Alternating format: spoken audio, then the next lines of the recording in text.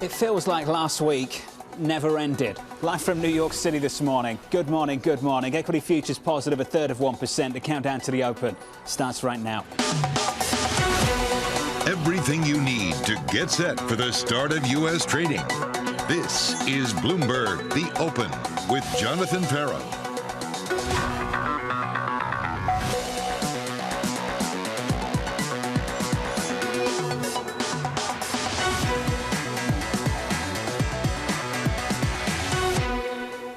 Live from New York, coming up, UBS agreeing to take over Credit Suisse for $3 billion. First Republic slides following another downgrade, leaving Chair Powell to confront a difficult decision. We begin with the big issue, a major takeover and a lot of questions. This was not the best solution. You could sit there and say, in theory, this shouldn't have happened. But it dominated the other two, which was either nationalization or trying to wind down the bank. Whether there are more pressures on the liquidity of mid-size and regional banks. This has a tendency of taking a life on its own. The system is very fragile. The banking sector is really, it runs on confidence. And right now the markets are hunting. I'll call it a mini crisis brewing. Whether it's rational or not doesn't really matter. People are doing something that probably is not rational. And that is where we're at right now. Whether the Fed tightens or not. For sure it's going to slow growth. For sure it's going to bring down inflationary pressures. Financial conditions will tighten from here. I'm anxious to see what the Fed does on Wednesday. Team coverage begins right now with Bloomberg's Manus Cranney in Zurich alongside Kelly Lyons down in D.C. Manus, first to you. UBS has gone from negative 16% to positive 1%. Make sense of it for us. This is really hard to do because there was a whiff of panic right the way across the equity markets and the bond markets, the AT1. This is the issue, Jonathan. A lot of people were trying to rationalize. They've got a backstop. They've got the liquidity. They've got the government backstop for $9 billion. If there's anything really toxic or takes a long time to run off the CS book. But this was a very unique Swiss solution to a Swiss problem, creating a behemoth, and then the market convulsed. Because what they did here in Switzerland was they inverted the capital structure. They bailed in the bonds without wiping out the equity. So the risk here, Jonathan, is that maybe UBS has got their hands on a crown jewel and we're just through the shock, but I don't think we're done with the awe. Well, Manus, let's talk about the rest of Europe. Have the European regulator taken what Credit Suisse and UBS got up to yesterday? EBA, European Banking Authority, came out and went, excuse me, in Switzerland they are bailing in the AT1 bonds. Please refer to the other side of the border. Over here in Europe, over there, Deutsche Bank, Soc Gen, Paribas, core equity tier 1 gets toasted first, not AT1. And therein lies the differential. That is what you had, Jonathan. You had, I think, a very political solution, which was bailing in the bonds and not the equity. Shareholders around here, pensioners around here in Switzerland own UBS. They own Credit Suisse. This was a political decision to bail in the bonds and maybe more politics than finance. But that's my personal take and not written by any weighty authors of Wall Street or of Lombard Street. Well, you're not alone. I'm hearing the same thing. Just echoes of that over the last 24 hours or so. So UBS turning positive, up 1% at the moment. Elsewhere in Europe, ING down 2.8%, Soc Gen down 1.8%, Deutsche Bank down 1.7%. No real drama there. You want drama? First Republic down almost 19% in pre-market trading. Kelly Lyons going into the opening bout following another downgrade. Yeah, another downgrade and looking set for another at least start to the week of losses. Remember, this 19% decline in pre-market trading this morning comes after an 81% decline already over the last 2 weeks. What is noteworthy, though, is this is First Republic specific. Other regional banks like PacWest or Western Alliance are actually rallying today. But of course, as you say, John, the reason First Republic is under this pressure is because of the second ratings downgrade from S&P in less than a week, cut to B+ from double B+ last Wednesday. The rating agency saying that $30 billion in deposits from 11 large banks is not a longer-term solution to this bank's funding issues. They say attracting meaningful deposits will be difficult, and it is certainly difficult for the stock this morning, John. Kelly, we'll catch up with you in about 10 minutes again to go through some of these issues. Managed tremendous coverage together with Francine in the last 24 hours. Just absolutely brilliant. UBS turning positive, then up 0.7%. The stock was down by something like 16% earlier on in the session. Equity futures on the S&P just about positive as well, up 0.2%. Joining us now to discuss is BlackRock's Gargi Chowdhury, Mona Mahajan of Edward Jones. Mona, first to you, and to the both of you, thanks for being with us. Let's start here. Have we found a solution, Mona, or is this just a sticking plaster? Yeah, you know what? Look, I think we have to get through two big hurdles this week. First, of course, is what will happen to First Republic. And it's interesting to see what the Swiss National Bank and the Swiss government mandated essentially with UBS and Credit Suisse. First Republic has to find a solution here as well, has to find some footing. And clearly, the 11 large banks stepping in with a $30 billion aid package was not enough. So that's the first hurdle. The second one, of course, we're facing a big Fed meeting this week, and there is an opportunity there, we think, for the Fed to step in and really add a bit of confidence to this situation. Of course, they've already started to work with global central banks, providing a little bit more liquidity for their dollar swaps program. But we could really hear from the Fed about what they may do as the lender of last resort. Now, keep in mind, of course, they are also facing an interest rate decision this week. We do think that they will, the market is giving them 25 basis points, take it, similar to the ECB, but they'll also provide very strong messaging around what they will do in case the situation gets worse. Now, the final message I'll leave you with is that we do think that this is very different than the situation we saw back in 2008. And of course, it might be evoking memories of the financial crisis. But of course, large banks here in the U.S. are better capitalized.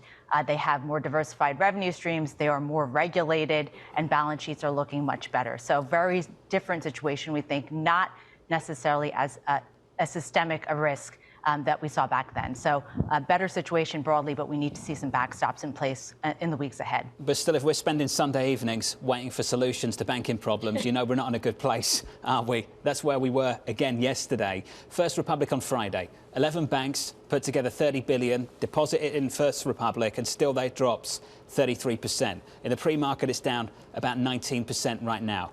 Gargi, a wise Italian at the ECB, a long time ago turned around and said he'll do whatever it takes. And I just wonder what it would take to stabilize things.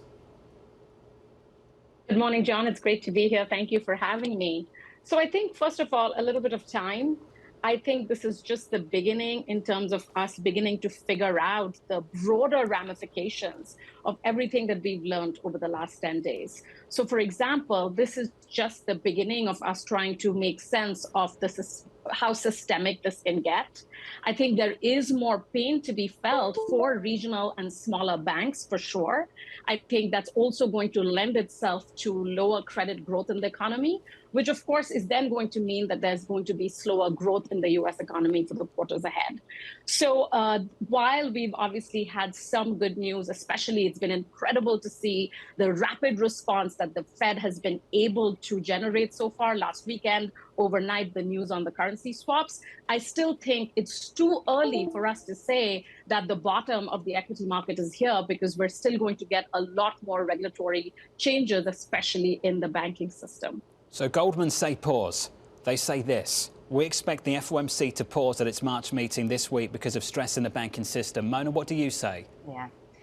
Yeah, you know, it's interesting. I noted earlier, markets are pricing in still a 70% probability of a 25 basis point rate hike. We think the Fed may follow what the ECB did last week, which, you know, in fact, they raised 50 basis points. We think the Fed may take a 25 basis point rate hike this week and then pause at that point. And look, the next meeting is not till May. There's a lot that can happen between now and May. And, you know, to Gargi's point, we do think also some of the broader market and macro implications of this banking crisis is you could have a consumer that is marginally spending less, which puts less pressure on the services sector of inflation, which is what we really need to see cooling. And over time could create, you know, the situation or the scenario where a Fed could pause earlier than anticipated. So to some extent, there are implications that the economy could be going through this cycle faster than we originally thought. But we do think generally the Fed will take the opportunity to do the 25 basis point rate hike, and then we'll wait and see what happens after that. Gagi, you on the same page?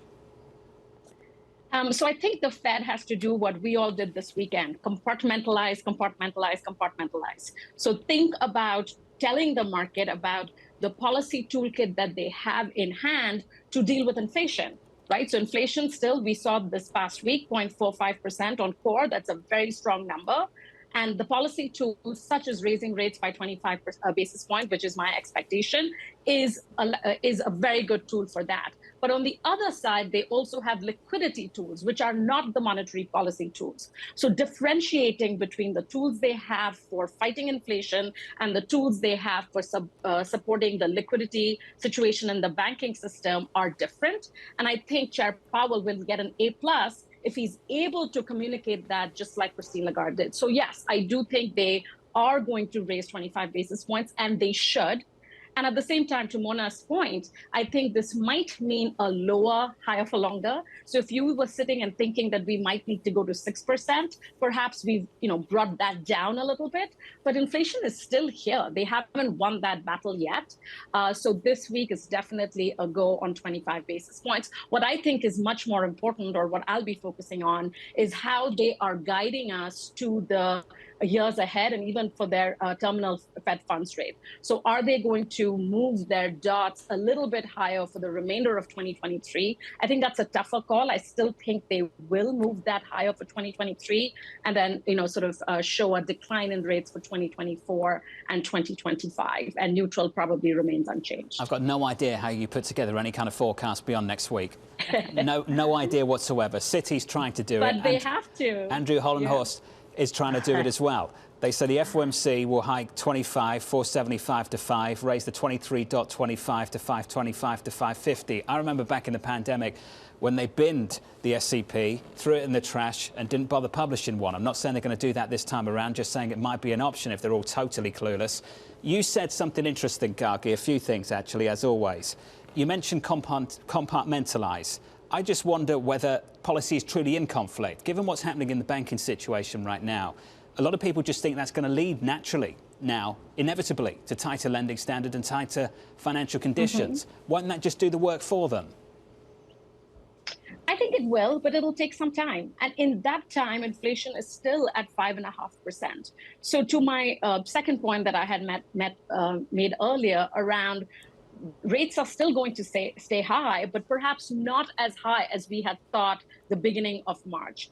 So I do think that they are very cognizant that the credit channel will slow down the economy. And I do believe that we'll probably see a recession earlier than we perhaps previously thought, because of the impact of tightening credit conditions, and because of smaller and regional sized banks cutting back lending to commercial real estate, to residential real estate, to consumers. And all of that's going to have an impact on growth.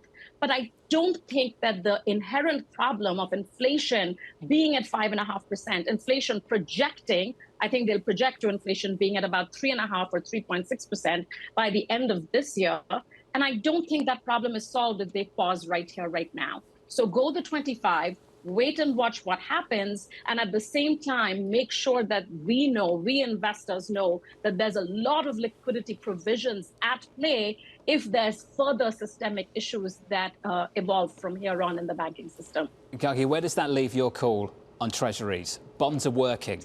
Bonds are working because of the changing nature of risk away from inflation to the dominant concerns of the last few weeks. Do they continue to work? I think I was at this show when I talked about yield of dreams, and bonds are back, and I think bonds are still back. But you want to be staying very much in the front end of the curve. And when I look at what's been transpiring, what investors have been doing, they've been allocating to front end ETFs like SHV and SGOV, because they want to make sure that they're earning these incredible yields, but not taking too much duration risk, because you don't need to. The curve is so inverted. So stay in treasuries, stay in high quality treasuries in the front end of the curve, earn that coupon, earn that yield.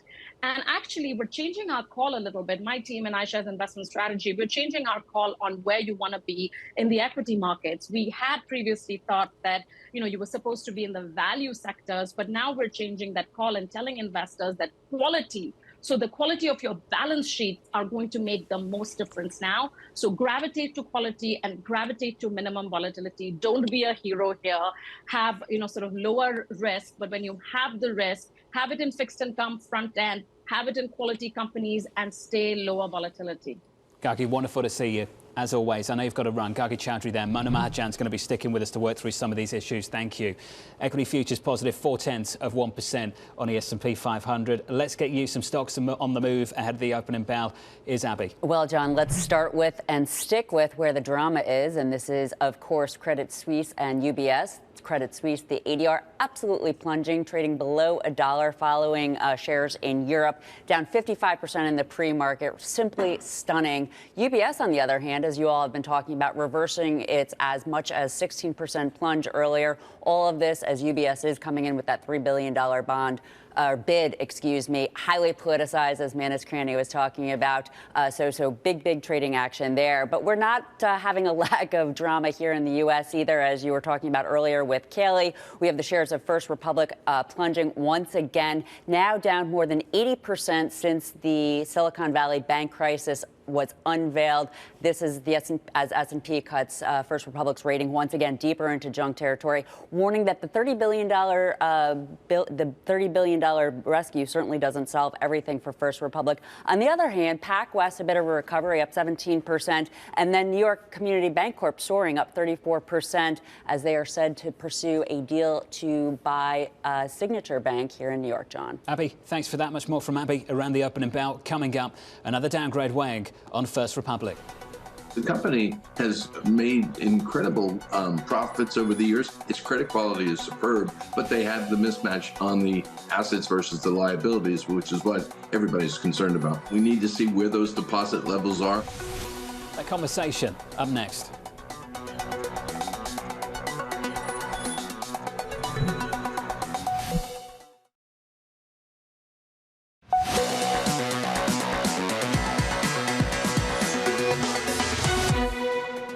They have focused very successfully on the large high net worth depositor. And those depositors, as we've seen with the other banks that have seen deposit flight, have been moving out. So we need to see some first quarter results. I know that's not that close. We need to see where those deposit levels are. Its credit quality is superb, but they have the mismatch on the assets versus the liabilities, which is what everybody's concerned about. I'm beyond jealous of Gerald Cassidy's house, but that's a story for another day. First Republic under pressure. Last week, 11 banks coming together to the tune of $30 billion in deposits, trying to restore confidence in the name. The losses just kept piling up. The bank hit with another downgrade over the weekend. Here's the line from S&P. We do not view this deposit infusion as a longer-term solution to the bank's funding issues. Attracting meaningful deposits will be difficult. From Washington, Bloomberg's Kaylee Lyons is back with us with more. Hi, Kaylee. Hey, John, and difficult it has been for shareholders in this name because once again, after a 33% loss in the Friday session after that announcement of the $30 billion in deposits infused into this bank by the larger banks, we once again are seeing the stock down 18% again this morning after, of course, this second downgrade by S&P Global Ratings. This just is continuing the pattern of First Republic underperforming other regional banks, the likes of Western Alliance, PacWest actually rallying today. And over the course of the last 2 weeks, which, yes, has been rough for regional banks broadly, they're down about 27.5% over that time.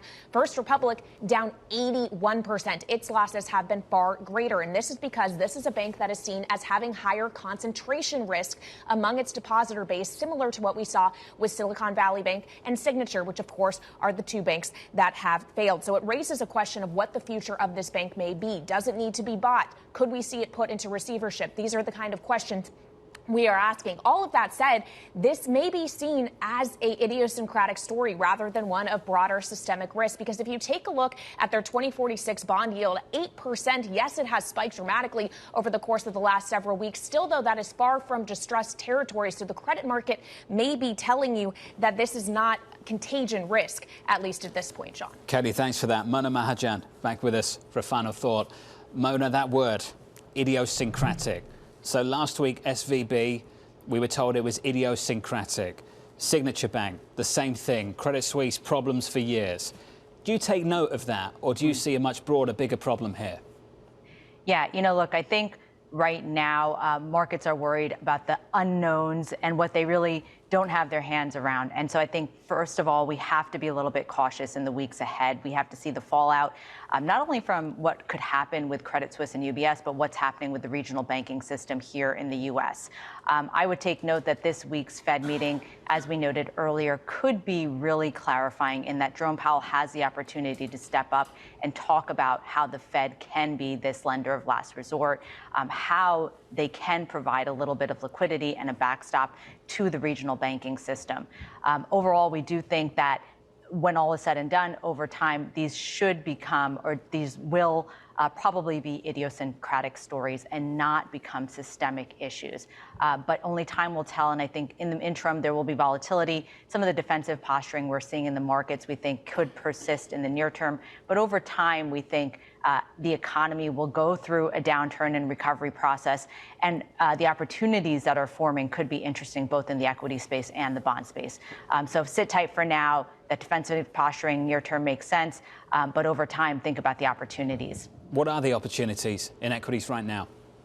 So, right now we think what's been performing better have been the parts of the market that are traditionally defensive, recession-proof sectors like healthcare and consumer staples. Interestingly, quality growth parts of the market have been holding up as well. So areas of technology, parts of discretionary as well. We think those are really where you can hide out for now. Gargi had mentioned the short end of the curve.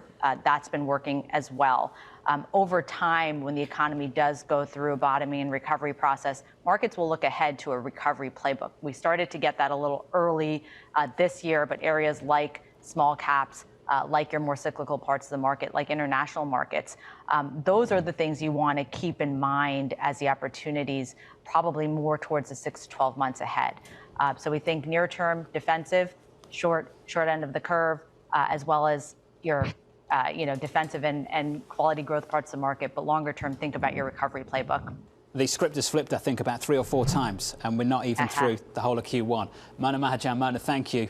As always, equity futures right now positive, a little more than 1/10%. Coming up in the morning calls and later, breaking down the banks with Baird's David George and Daryl Crum of Wells Fargo on why he thinks stocks have further to fall. That conversation coming up shortly.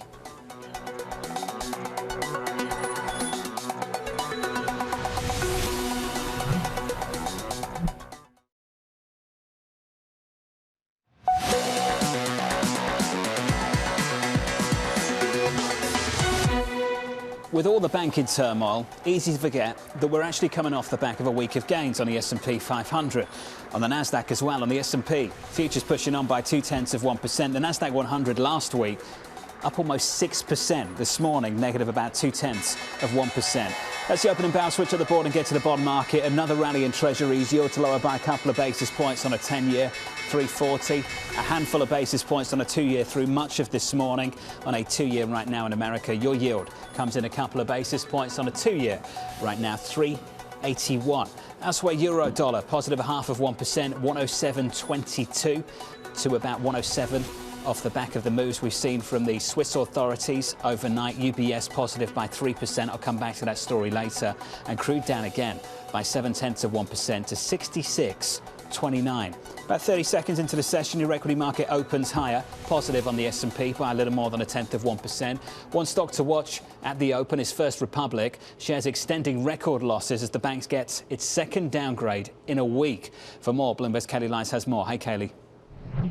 Hey, John. Yeah, more pain for First Republic this morning. Right now at the opening bell, the stock down by about 19% after S&P Global Ratings cut the credit rating to B+ from double B+, which it was just cut to last Wednesday. The rating agency saying that the $30 billion in deposits it received from 11 larger banks last week in the form of an attempted, rescue is not going to be a longer-term solution to this bank's funding troubles. They think it is going to have significant difficulty attracting deposits. This is the plight of regional banks in this moment after we saw the failures of Silicon Valley Bank and Signature Bank. So the question for First Republic is, where does it go next? Does it have to have another form of rescue rescue potentially a deal. Our up reporting here at Bloomberg, our understanding is that Tom Barrack, which is a member of First Republic's board, is playing a key role in talks to save it. In what form that savior comes, though, that is still an open question. Meanwhile, the pressure on the stock is continuing. The losses today add on to 81% declines over the last 2 weeks. This was a $122 stock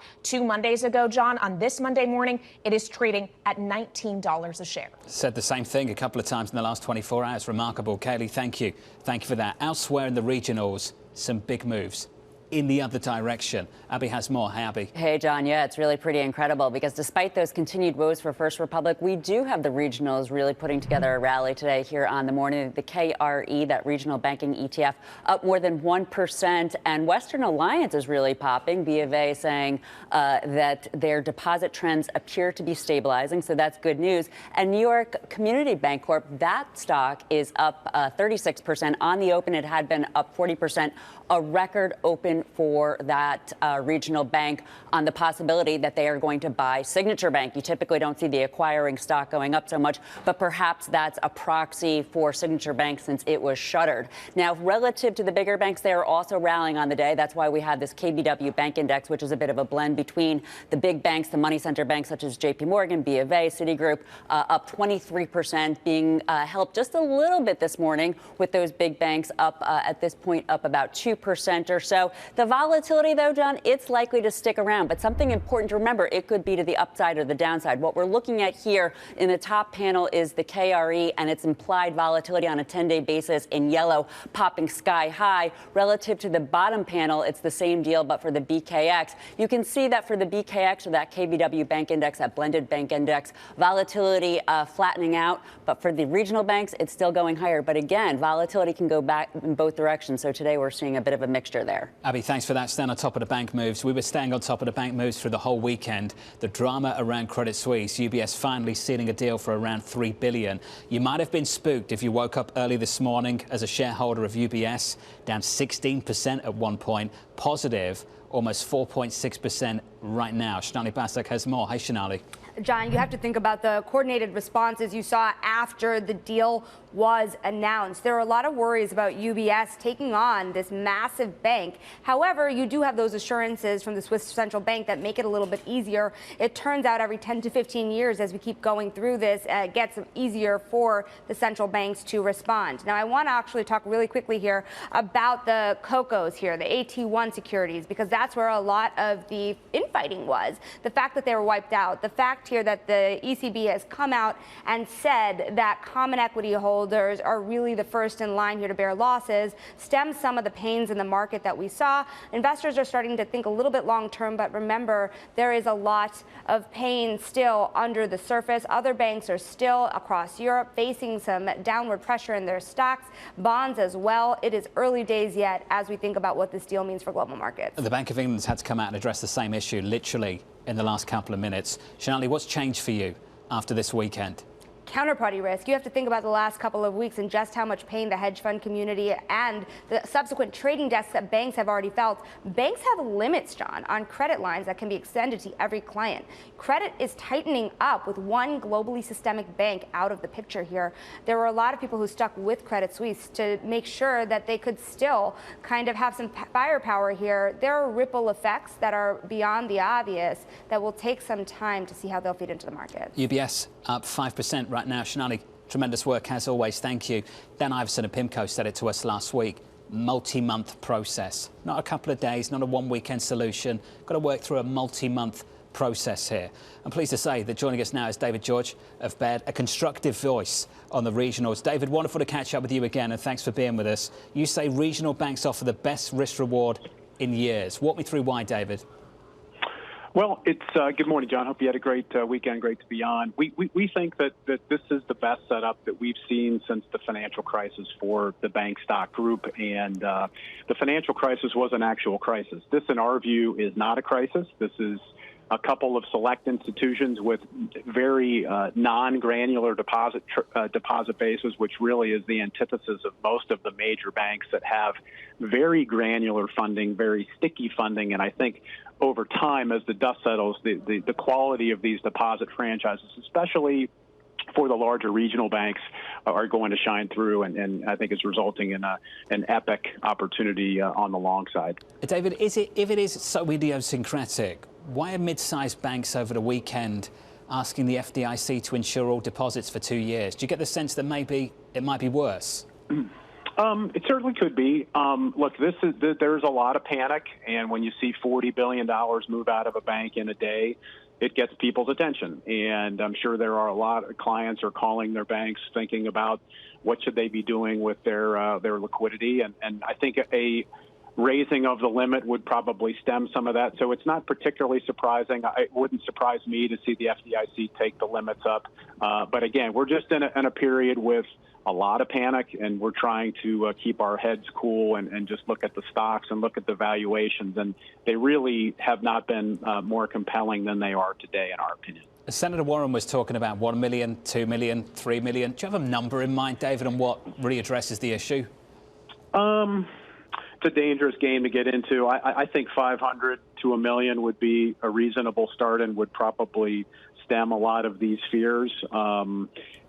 Keep in mind, many commercial borrowers, as part of their contractual relationship with their bank, actually have to keep their operating accounts with their bank. So I just don't think when we see bank earnings in a month, I just am not expecting meaningful deposit movement. We've seen a lot of deposit movement out of banks into higher yielding products over the last year or so, and I think that's ongoing and will continue. But I think when we see these results, this panic that everyone is worried about, I just don't expect that.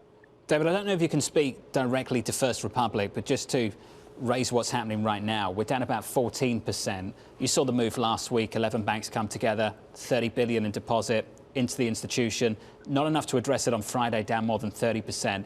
This phrase that got thrown around in Yellen's testimony last week, Secretary Yellen's testimony, a two-tier banking system. And the public are latching onto that phrase, David. Do you see it as a two-tier banking system? I can see where people, and I don't cover First Republic, so I can't talk about the stock. Sure. But I do see. I can see where that. I watch some of the Sunday shows, and unfortunately, I think a lot of the logic is flawed. Where First Republic is a little different. Again, I think a lot of this, John, revolves around granularity of funding. In other words, what is the average account size for a bank? In Silicon Valley, it was over 4 million. And I think First Republic's case, I think it's close to 1 million. For most banks, it's in the 50 to 100,000 range. So just a meaningful difference in funding. And I think that is really the big differentiating factor when you're thinking about the bank group broadly. And I just think that these issues, again, the idiosyncratic word has been thrown around a lot, but I think when this all kind of settles down, it's going to prove that these were really one-off situations that were not funded in a similar way that most banks are. Well, David, appreciate your perspective, as always. Managed to catch up with you the last couple of weeks and looking forward to doing the same over the following few weeks as well. The S&P 500 just about positive by, let's call it, 0.25%. Darryl Cronk of Wells Fargo has this to say: it's still not a time to broadly buy equities. In the wake of current bank fallout, financial markets need more time to adjust to the reality of a weakening economy. There is likely more downside risk in stocks at this point. I'm pleased to say that Darryl joins us right now. Darryl, I'm sure you had the chance to listen to David George there, a much more constructive view on what's happening with banks. Where do you come down on this? Yeah, good morning, John. So I still think the fundamentals don't line up and the technicals don't line up. We've talked about this on your show a couple times before. If you look at, you've only got less than a quarter of names in the S&P 500 above their 20-day, above their 50-day.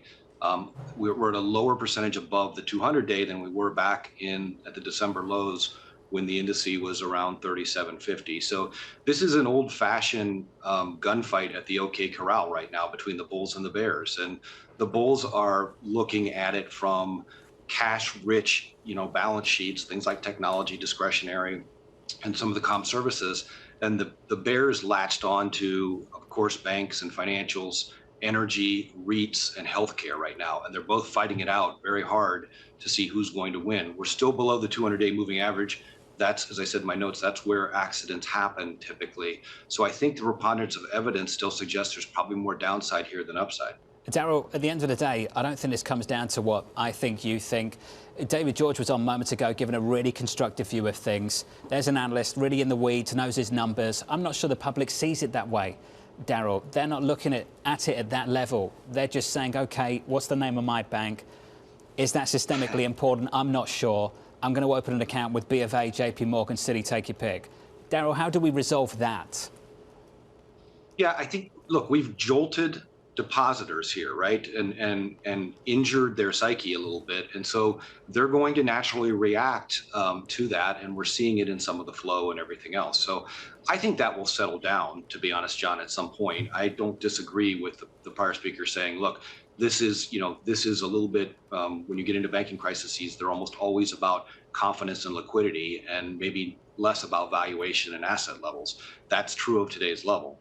I do think what I called this was a little bit of an echo crisis, which tends to be a rolling echo from one epicenter to the next, right? We've seen it from some of the banks into the global banks. I think there's another role here. I think people, when you look at the CFTC data on short positions on the 2-year Treasury, that people scrambled like crazy last week to cover, and you had a 13 standard deviation move in the U.S. Treasury 2-year note, which should never happen statistically. There's some people that got hurt by that, right? Yeah. And I don't think that news is out there yet. It's a massive move. Let's be clear about that. The 2-year was north of 5%. It's comfortably south of 4 now at 386. That's right. One place, Darryl, we've seen real outperformance off the back of that move in the bond market is the NASDAQ. Do you think mega cap tech is immune to the difficulties that we're discussing? No, I don't think it's immune, but you go back to that fight again. What you've seen is not just mega cap tech, John, but you've seen a flight to quality here lately. I mean, bonds have rallied, gold has rallied. Some would call cryptocurrencies as a flight to quality rally or away from kind of the traditional risk and the epicenter of where it is. And you've seen those cash-rich balance sheets, particularly in the tech sector, really be a place that people perceive as a place to hide. I think they are in the near term, and we actually like tech. We've been favorable on tech for some time, and we like what's happened year to date. I mean, most people don't realize the tech sector is up 11, 12% year to date, besting the S&P by over 1,000 basis points. So there's big moves that are happening there, but I don't know that I'd call them immune, because I think that would be a faulty statement. Darryl, wonderful to get your thoughts. What a weekend. Let's just hope we're not doing that this coming weekend again. Darryl Cronk there on the latest. I think we all suspect maybe we might be, and we're all hoping we won't be. Equities right now up 0.2% on the S&P. On the NASDAQ, we're down about 0.5%. Coming up, Senator Warren playing the blame game. Jerome Powell just literally took a flamethrower to these regulations in order to make them less and less effective. That conversation up next.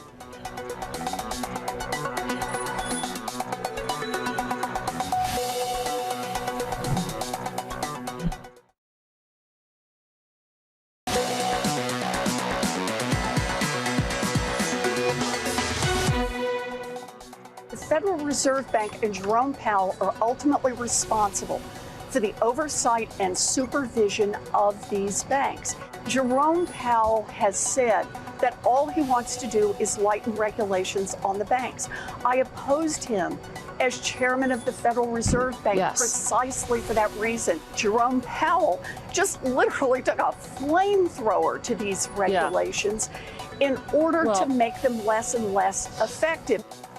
I'm not sure Jerome Powell actually said that, but that's a conversation for another day, perhaps if Senator Warren comes on this program again. Senator Warren pointing the finger at the Fed chairman amid turmoil across the banking sector. This coming as Powell prepares to deliver the Fed's next decision on Wednesday. With us, AMH down in Washington, Mike McKee here in New York. Anne-Marie, I imagine you're not surprised by how this has played out over the weekend. No, absolutely not, especially from the likes of Senator Elizabeth Warren. Remember, she opposed Powell's renomination. She called him a dangerous man during that hearing in September 2021. And now she is really pointing the blame at the Fed, and not just Jerome Powell. On Face the Nation, she was also asked about if she has confidence in Mary Daly, the head of the San Francisco Fed, and she said she doesn't.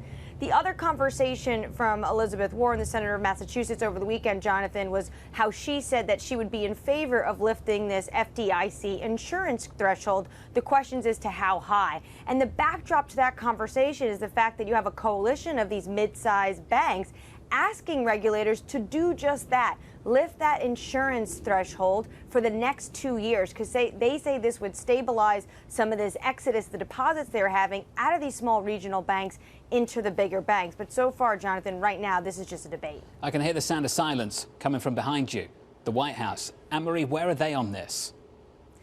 Well, it was interesting because over the weekend there was one statement from the Treasury and the Fed, and that statement had 3 sentences, just that they were working with their international partners. Of course, this has to do with what happened in Zurich regarding UBS's takeover of Credit Suisse, and that the fact that they say that the banking situation in America, that they see that the U.S. has a resolute banking situation. So a very small statement. What we do know from behind the scenes and reporting by my colleagues over the weekend is that actually last week you had Jamie Dimon sitting down with Treasury Secretary Janet Yellen. This weekend, it was potentially more calls with Warren Buffett. This is one individual that could potentially get involved in shoring up some of these regional mid-sized banks, but also just looking to him for his knowledge and expertise and experience he's had with the banking situation. But nothing out publicly, Jonathan. All these conversations are happening behind closed doors. Mike McKee, the Fed under the spotlight this week for more reasons than one. Well, I'm not sure about whether he's paying any attention to the political carping in Washington, because that goes with the job. But he has to worry about what's going on in the markets, and he has to worry about what's going on, even more than that, with American business. There is a new pessimism out there, and it's come from many of the people that you have been interviewing all today and yesterday. The story goes like this. Cumulative rate increases are going to choke off demand anyway. Smaller banks are now going to raise deposit rates to keep business. That will lead to tighter lending standards, and the flow of credit will slow significantly, and that's why we get a recession. Well, we'll keep an eye on it, but right now, that doesn't seem to be the actuality. If you look at financial conditions, since SVB went down, they have gotten looser or basically unchanged. We are seeing Treasury yields, as you've reported, go down, down, down, and that is helping keep financial conditions looser. So if the Fed wants to fight inflation, that's something they have to keep in mind. The story about banks pulling back on lending standards, well, here's what's happened recently. This is only every month from the Fed, but you take a look at this and you can see that banks have tightened somewhat since the first of the year, but all this was before the SVB crash. The tightening significantly has almost not changed at all. So far, we are not seeing the evidence that people have been talking about. And I thought a kind of interesting note this morning, John. Well, I had talked yesterday about that swap lines going out from the Fed and other central banks. The total amount of dollars requested was $5 million from the ECB. Nothing from Switzerland, nothing from England, nothing from Japan. So it doesn't look like there's dollar funding stress yet. Mike McKee, yet. Let's hope there won't be. Mike, thank you for that. AMH, thank you as well. Down in Washington, about 22 minutes into the session, positive 0.4% with some sector price action. Back with us. Here's Abby. Well, John, we do have that S&P 500 up a little bit on above average volume. The best sector, interestingly, materials up more than 1% for no particular reason, just broad-based strength for those stocks. Financials up 1.5%. JP Morgan, Bank of America, Citi, all up more than 2%. We also have First Republic off of its lows, down about 12%. And we also have news that Signature Bank has sent a letter to clients on that merger with New York Bancorp. Here's that Haven trade, though, that you and Daryl Cronk were talking about.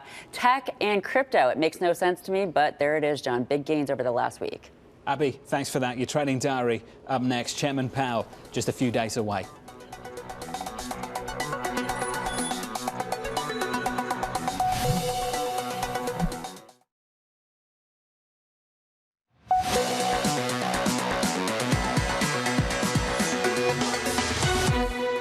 So far, so good. 25 minutes in, up a third of 1% on the S&P. Last week, big week of gains on the Nasdaq. We take some of that back. We're down about 0.75 of 1% on the Nasdaq 100. Some relief for the regionals, the banks. That's given the Russell a little bit of a lift, up by more than 1%. That's the price action. Let's get to the trading diary. ECB President Christine Lagarde speaks at the top of the hour on Wednesday.